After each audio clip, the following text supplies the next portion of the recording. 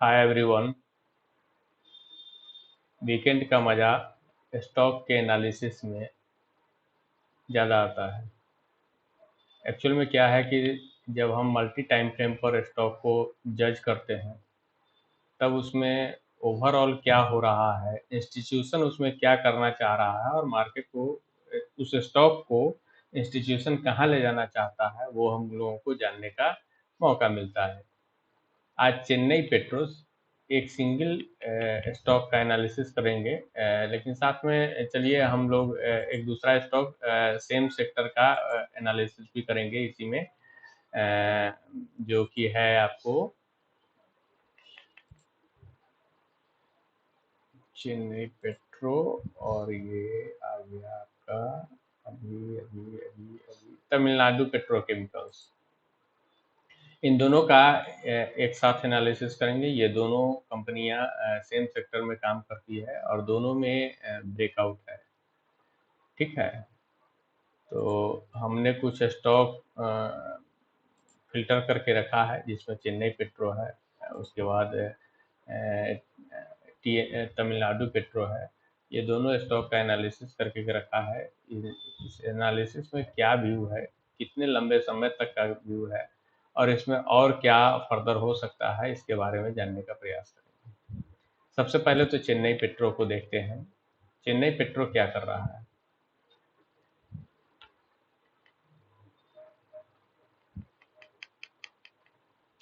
Chennai petro में ये higher high का फॉर्मेशन यहाँ से बनना शुरू हुआ है। ये लोअर लो का फॉर्मेशन था। लोअर लो के फॉर्मेशन को इसने डिक्लाइन किया और डिक्लाइन करके इसने हायर हाई का फॉर्मेशन बनाना शुरू किया।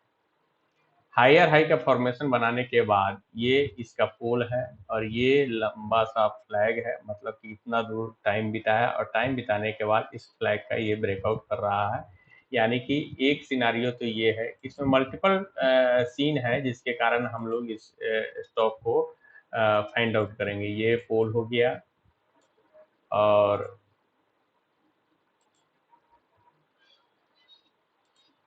ये इसका फ्लैग हो गया।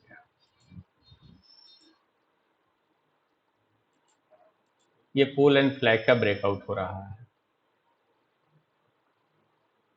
दूसरा नंबर बात ये है कि ये अपने प्रीवियस एक रेजिस्टेंस को भी ये ब्रेकआउट करके बाहर की तरफ निकल गया हुआ है। इसमें तीसरी सबसे बड़ी बात ये है कि इसको अब वीकली पर लेके आता हूँ तो थोड़ा ज़्यादा स्पष्ट समझ में आएगा। थोड़ा इस पर जो भी मैंने ड्रॉ किया है ना, उसको पहले रिमूव कर देता हूँ। सॉरी, इसको रिमूव करना वाजिब नहीं, इसको रिमूव करता हूँ। उसके बाद हम वीकली टाइम फ्रेम पर यहाँ आते हैं। वीकली टाइम फ्रेम पर देखिएगा तो ये 2008 में ये ब्रेकआउट करने का प्रयास किया और सस्टेन नहीं किया, ब्रेकडाउन हो गया। हम अब इसके प्रीवियस मतलब कि जो सपोर्ट है, जो मंथली का सपोर्ट है, ईयरली का सपोर्ट है, सॉरी ईयरली का सपोर्ट है ना, वहाँ भी एक ट्रेड लाइन बनाते हैं। ठीक है, ये ईयरली का सपोर्ट है। अब देखिए हो क्या रहा है। यहाँ से ये स्टॉक चलता है और स्टॉक चल के 471 रुपये पर आता है और 471 के बाद इसमें स्ट्रॉन्ग सेलिंग होती है और मार्केट सस्टेन नहीं करता है, मार्केट इसको लेकर के नीचे आ जाता है। वापस से ये स्टॉक 290 के आसपास में आता है और यहाँ भी सस्टेन नहीं करता है, वापस से आता है। तो यहाँ ये लोअर लो, मार्केट अगर इस स्टॉक को 55 के नीचे जाना होता ना तो इसी जगह से ये लोअर लो बना देता, नहीं बनाया। खैर चलिए, ये स्टॉक वापस 451 जाता है और यहाँ से फिर से ये रेजिस्टेंस लेता है सेम पिछले हाई को, मतलब कि जो हाई है पिछला, उस हाई को रेजिस्टेंस लेता है और रेजिस्टेंस लेकर के वापस 55 रुपये 70 पैसे पर आ जाता है। अब देखिए इस बार ये क्या कर रहा है। पिछले बार ये मार्केट यहाँ गया, वापस आ गया, वापस गया, यहाँ आ गया, यहाँ गया, यहाँ आ गया। लेकिन इस बार ये क्या कर रहा है ना, इसको देखने का, समझने का प्रयास करेंगे तो थोड़ा सा ज़्यादा समझ में आएगा।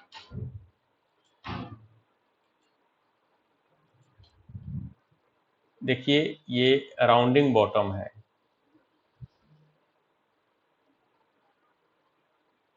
जिसको कप भी बोल सकते हैं। इस कप का ये हैंडल है और इस कप एंड हैंडल का ये ब्रेकआउट हो चुका हुआ है। ये तीसरा समझ में आ गया। ये तीसरा फायदा है कि इसमें कप एंड हैंडल का भी ब्रेकआउट हो चुका हुआ है। अब समझने वाली बात यह है कि मल्टीपल रेजिस्टेंस जोन है, मतलब यहाँ से ब्रेकडाउन, यहाँ से ब्रेकडाउन, फिर वापस इसी एरिया से ब्रेकडाउन, और इस बार इसने अपने लोअर लो के फॉर्मेशन को यहाँ के नीचे नहीं आया, यहाँ के नीचे नहीं आया, और वापस हायर हाई का फॉर्मेशन है। तो सबसे बड़ा जो हम लोग इसमें देखेंगे कि ये कितने दिनों का इसमें ब्रेकआउट है।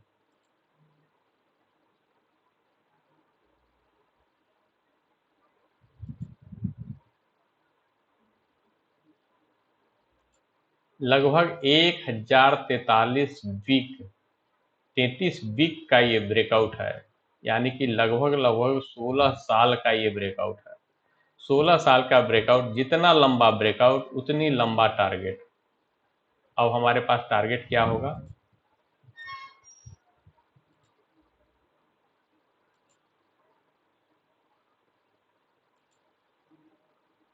यानी कि 478 रुपए में हम 400 रुपए और जोड़ेंगे तो हमारा टारगेट होगा। अब इसमें सबसे बड़ी बात यह है कि मार्केट में हम अपने अपने रिस्क को सबसे पहले डिफाइन करेंगे कि हमको रिस्क कहाँ तक लेना है।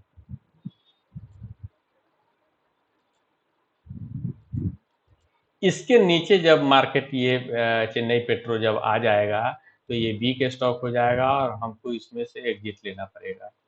ऐसे परिस्थिति में अभी जो है हमारा रिस्क क्या है, इसको डिफाइन करने की सबसे बड़ी आवश्यकता है। तो हमारा रिस्क है प्राइस रेंज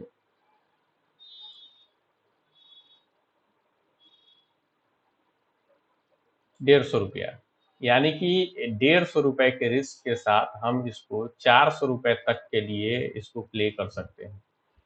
अब ऐसे में समझने वाली बात यह है कि इतना बड़ा रिस्क दिया जा सकता है क्या? तो इस इतना बड़ा रिस्क न देना पड़े, इसके लिए हम इसको डेली कैंडल पर आ जाएंगे।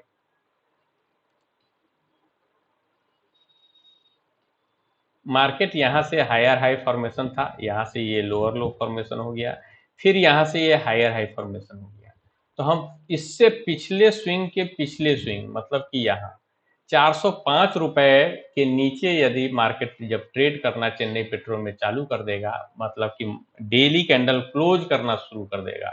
ये नहीं कि मार्केट यहाँ आया और यहाँ पर ही एक कैंडल बनाया और हम इसमें से एग्जिट हो गए, तो 2 रुपए 4 रुपए के चक्कर में हमारा बड़ा रैली छूट जा सकता है। ऐसी परिस्थिति को झेलने के लिए हम लोग इसको क्या करते हैं कि डेली कैंडल क्लोज का क्या मतलब है? डेली कैंडल क्लोज का मतलब ये है कि ये मार्केट ऊपर से नीचे आया, ऊपर गया, वापस नीचे आया, जब इस स्विंग के नीचे ये कैंडल जब क्लोज करना शुरू कर देगा तब हम इसमें से एग्जिट हो जाएंगे। जैसे आप देखिए कि ये हायर हाई बन रहा था, ये लोअर लो बनना शुरू हो गया, इसके नीचे में डेली कैंडल क्लोज दे दिया, तो क्या हम इसमें से एग्जिट कर जाएंगे? नहीं। यहाँ से भी जब तक ये ऊपर जाकर के नीचे आना नहीं शुरू करेगा ना, तब तक हम इसको नहीं मानेंगे कि इसका ट्रेंड जो है सो रिवर्सल हो चुका हुआ है। चलिए मान लेते हैं कि 1 मिनट के लिए कुछ लोग जो है सो डर करके या फोबो में फोबिया में वो अगर यहाँ एग्जिट भी कर जाते हैं, तो वापस तो हमको यही स्टॉक 4-5 रुपए ही मात्र अधिक में ये यहाँ लेफ्ट शोल्डर, हेड और राइट शोल्डर में ये हमको मिल रहा है, इसका ब्रेकआउट मिल रहा है। तो 4-5 रुपए फिर से अधिक में हम उसी स्टॉक को फिर से ट्रेड कर सकते हैं, दोबारा री एंट्री ले सकते हैं। इस बार तो हमारा स्टॉक में स्टॉप लॉस और छोटा हो रहा है। हम कोई नया सा स्टॉक ढूंढेंगे, कोई भी नया सा स्टॉक ढूंढ करके हम उसको ट्रेड करने का प्रयास करेंगे। उससे अच्छा है कि हम जो ब्रेकआउट वाले स्टॉक में राइड कर रहे हैं, उसी राइड को हम ज़्यादा से ज़्यादा मतलब कि हम होल्ड कर सकें, जिससे हमको अधिक मुनाफा हो सके। सपोज कीजिए कि हम लोग यहाँ एंट्री कर गए, यहाँ एंट्री करने के बाद हम यहाँ एग्जिट भी कर गए। अगर हम यहाँ एग्जिट कर जाते हैं तो हमको कहीं ना कहीं अपने पूंजी को तो कहीं ना कहीं इस्तेमाल करना पड़ेगा। हो सकता है कि हम एक ऐसी नए स्टॉक में एंट्री कर जाएं जिसका ट्रेंड रिवर्सल हो जाए। तो उससे अच्छा है कि हम जिस ट्रेंड को फॉलो कर रहे हैं ना, उसी ट्रेंड को हम फॉलो करते रहेंगे। अब दूसरा स्टॉक है हमारा टीएन पेट्रो।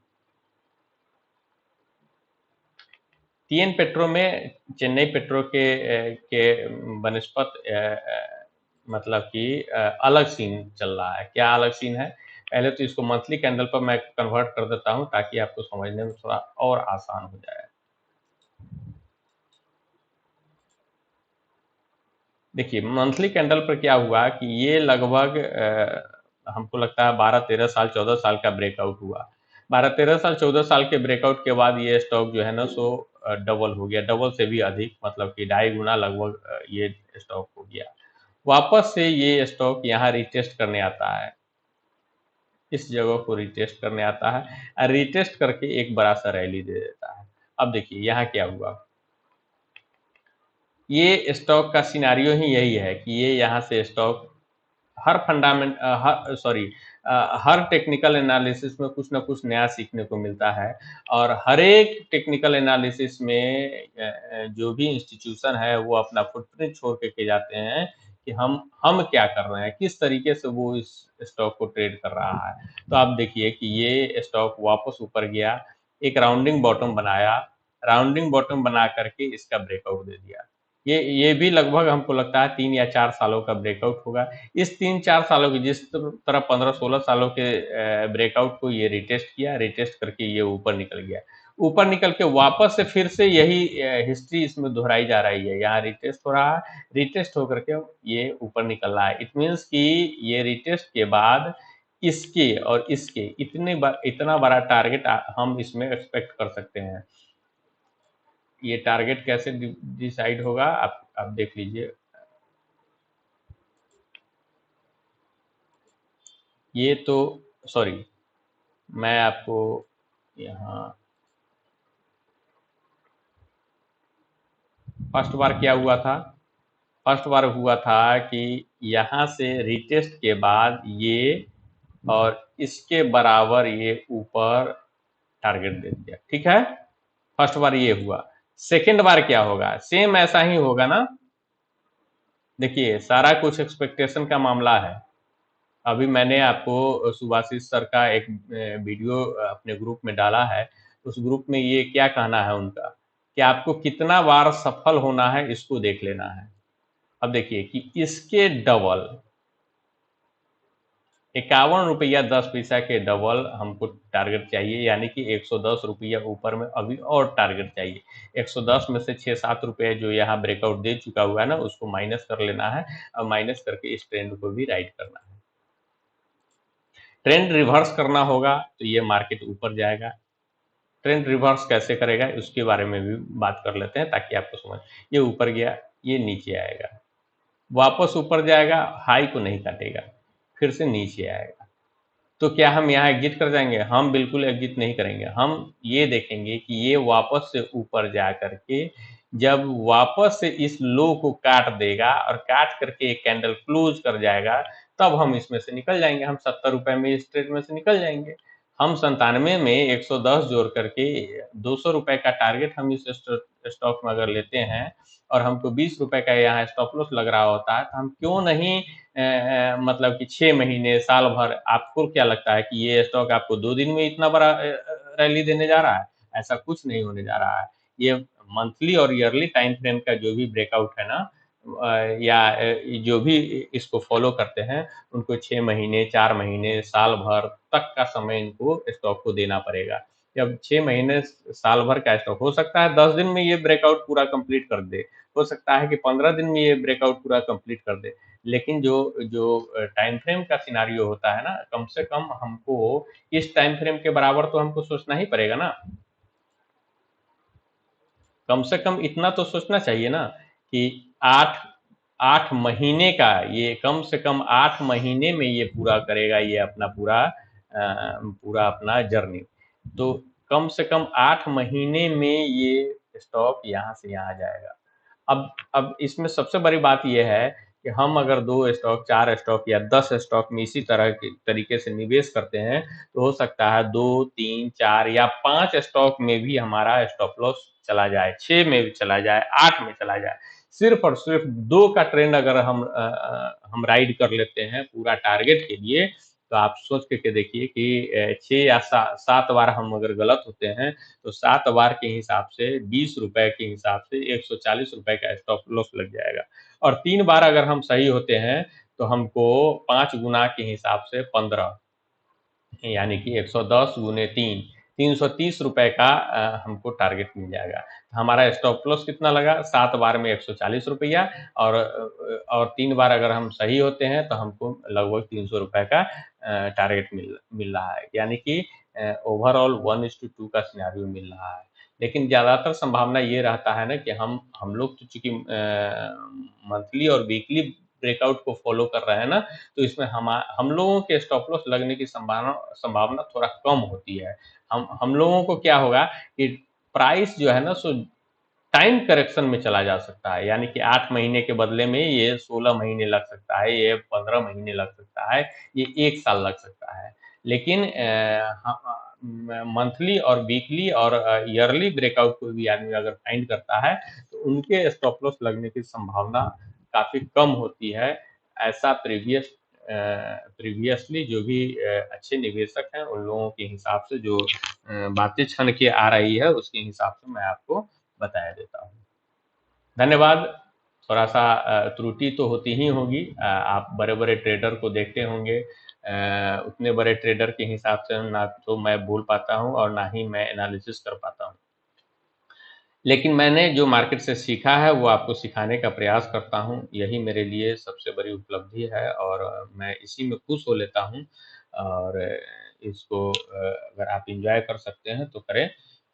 लाइक कीजिए, डिसलाइक कीजिए और अपने मित्र को हमारा जो भी कंटेंट है वो शेयर कीजिए ताकि आपके मित्र मंडली में भी लोग इसका फ़ायदा उठा सकें।